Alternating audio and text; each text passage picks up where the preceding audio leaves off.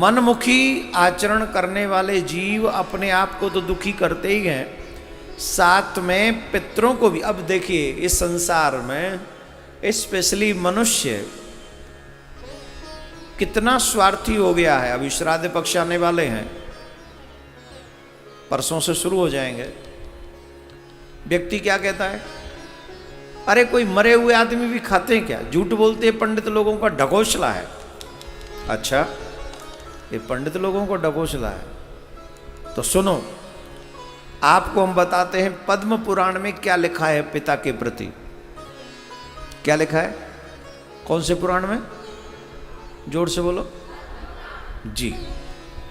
पद्म पुराण में लिखा है, पिता धर्मः, पिता कर्मः, पिता ही परमं तपः, पितरे प्रीतिमयान्नन्ये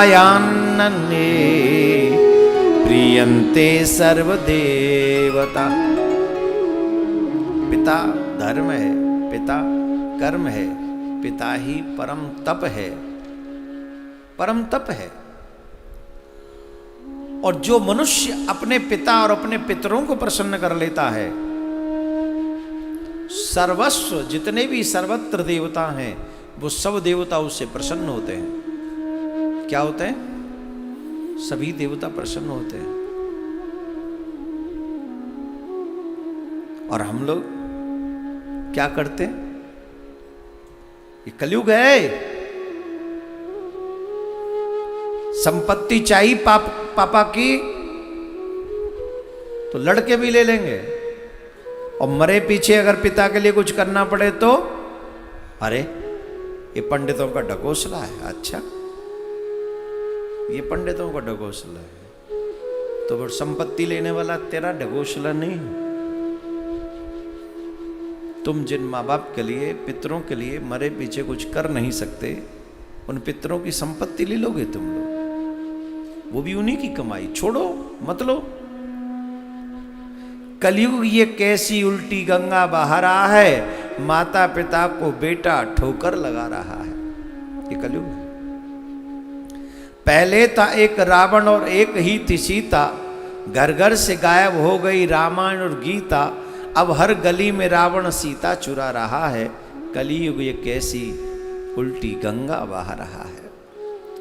दुनिया की बहन बेटी तुम सावधान रहना, संत और ऋषियों का बस तुमसे यह है कहना, पापी भी अपने हाथों में राखी बंधा रहा है, कलयुग ये कैसी उल्टी गंगा बहा रहा है। पहले था एक अर्जुन, गीता का ज्ञान पाया था, अपने ही माधव के आगे शीश झुकाया था। अब हर एक प्राणी अपना जीवन गंवा रहा है, कलयुग ये कैसी उल्टी गंगा बहा रहा है। पहले था एक रावण, पहले थी एक सीता, अब तो हर गली में रावण सीता चुरा रहा है।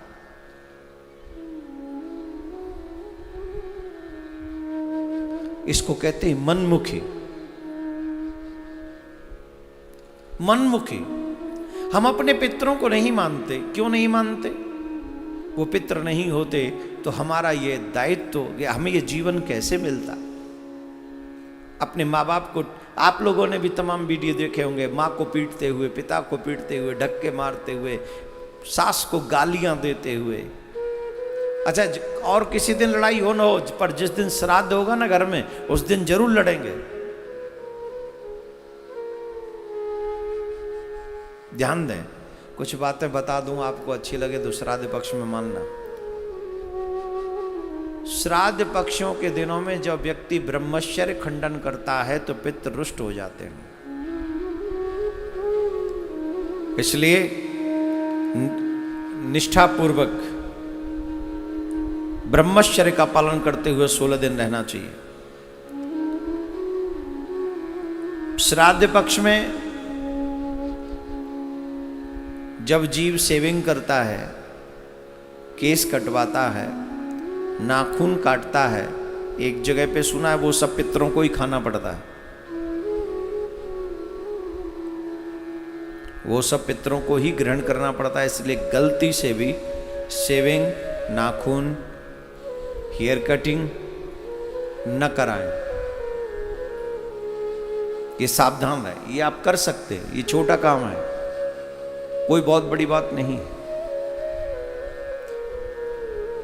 श्राद्ध पक्षों में कभी भी घर में क्लेश नहीं होना चाहिए, क्योंकि जब श्राद्ध पक्ष आते हैं तो पितृलोक से हमारे पितृगण, इसलिए बोल रहा हूं मैं कि ये श्राद्ध पक्ष परसों है, तो इससे पहले वीडियो सुन लो, चाहे ये लोग कल ही डाल देंगे इसको, पूरे दिन यही डालना और सबको सुनाना, पूरे दुनिया में घुमाना इसको। इसलिए घुमाना क्योंकि एक प्रॉब्लम तो यह है कि हम पितरों की ढंग से पूजा नहीं कर पा रहे, दूसरी प्रॉब्लम यह है कि हम ऐसा करके अपने पितरों को और रुष्ट कर रहे हैं। श्राद्ध पक्ष में अपने घर में क्लेश नहीं होना चाहिए। क्लेश क्यों नहीं होना चाहिए? क्योंकि श्राद्ध पक्ष में हमारे पितृगण हमारे घर के करीब आते हैं। जब ब्राह्मण हमारे घर में जीवता है तो उनके रूप में हमारे पितरों को मिलता है। काग को, कौवे को जरूर खिलाना चाहिए श्राद्ध पक्ष में, कुछ न कुछ अवश्य खिलाओ। काला कौवा मिल जाए अवश्य खिलाओ। और क्लेश नहीं होना चाहिए। जब घर में क्लेश हो रहा होता है या श्राद्ध पक्ष में बहुत आवश्यक है, पूरे 16 दिन चलने वाले हैं, सावधानी रखना। जो व्यक्ति श्राद्ध पक्ष में जिस घर में लेट से उठते हैं, घर में बुहारू लेट से लगती है, चौका तो नहीं रहा, आजकल पोंछा हो गया है, तो पोंछा जो लेट से लगता है, सूर्योदय के बाद उस घर में पितर आकर रुष्ट होते हैं। सबसे पहले सुबह ब्रह्म मुहूर्त में उठकर अपना दरवाजा खोलकर बुहारू लगाकर अपने घर में गंगा जल छिड़कना चाहिए, जमुना जल छिड़कना चाहिए। पितरों को सबसे पहले प्रणाम करना चाहिए कि आप आइए, आपका स्वागत है। झाड़ू बुहारू लगा के ढंग से अपने पितरों के नाम से, मैं तो ये भी कहूँगा जितना संभव हो सके पितरों को श्रद्धा से इन दिनों में याद करना चाहिए। पर जिनके घरों में लेट झाड़ू लगती है, जिनके घरों में लेट से ये सब चलता है, वहाँ से पितर रुष्ट होकर चले जाते हैं। इसलिए शेविंग नहीं करना, कटिंग नहीं कराना, नाखून नहीं काटने, लड़ाई नहीं लड़नी, क्लेश नहीं करना, सुबह जल्दी उठना, घर में बुहारू जल्दी लगाना, चौका इत्यादि, पोछा इत्यादि गंगा जल छिड़कना, ये कुछ कार्य आपको श्राद्ध पक्ष के प्रत्येक दिन करने चाहिए।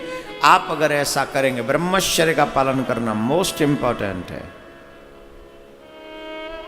जो आप ऐसा करेंगे निश्चित ये 16 दिन आपके पितरों को प्रसन्न करने के लिए पर्याप्त होंगे। जिस दिन हमारे जिस पितर का दिन हो, श्राद्ध हो, उन्हें उस दिन उनका आह्वान करना चाहिए, उनके नाम से ब्राह्मण जमाना चाहिए। देवी हैं तो देवी जिमेंगी, पुरुष हैं तो पुरुष जिमेंगे, अनमैरिड गए हैं तो अनमैरिड जिमेंगे, कोई बच्चे थोड़े से बड़े होके गए तो उस हिसाब से जिमेंगे। उसका पूरा विधान है, मैं परसों से आपको पूरा बताऊंगा। तो 9 बजे से आप मेरे साथ जुड़े रहेंगे, सुबह 9 बजे से। हाँ, पितरों का काम सुबह ही होना चाहिए, इसलिए सुबह 9 बजे से आप मेरे साथ परसों, कल नहीं परसों से जुड़ेंगे। गरुड़ पुराण खुद भी सुने और अपने बच्चों को, अपने परिवारीजनों को, इष्ट मित्रों को सुनामें। जिन जिन को नरक भेजना हो उनको ही न सुनामें, बस जिनको नरकों से बचाना हो उन्हें अवश्य आप ये सुना दें। बोलो राधे राधे। जोर से बोलना पड़ेगा और जोर से। तो ये तो पितृपक्ष के लिए जो परसों से होगा उसकी तैयारी है। फिर एक बार कह रहा हूँ, ज़्यादा से ज़्यादा अपने पितरों को मनाने का प्रयास इन दिनों में कीजिएगा। अगर तुमसे कुछ ना होता हो तो इधर हमसे मिल लीजिएगा। परसों से 16 दिन तक उन पितरों को प्रसन्न करने का प्रयास हमारी तरफ से। और वैसे एक बात, धाम में किया हुआ श्राद्ध अधिक फलदायक होता है, ये ध्यान दें। घर में किया हुआ श्राद्ध अलग फल देता है, लेकिन धाम में किया हुआ श्राद्ध, जमुना के तट पे किया गया श्राद्ध, पिंडदान, ये तो बहुत ही ज्यादा लाभ देने वाले होते हैं। तो इसलिए शायद पहली बार आपको ये अवसर मिल रहा होगा कि वृंदावन में कोई ऐसा कार्य आप कर सके, और जिनको अवसर मिल रहा है कर डालो, सोचो मत। और जिन जिन मैंने बताया कोरोना काल में जिन लोगों की मृत्यु, जिनको अंतिम संस्कार इत्यादि ढंग से ना हुआ हो, उनका भी नाम इत्यादि अगर आप भेज दें गोत्र वगैरह, तो हम उनके भाई बनकर, उनके पुत्र बनकर हम यहाँ से विश्व शांति सेवा चैरिटेबल ट्रस्ट ये सेवा करें निःशुल्क उन लोगों के लिए।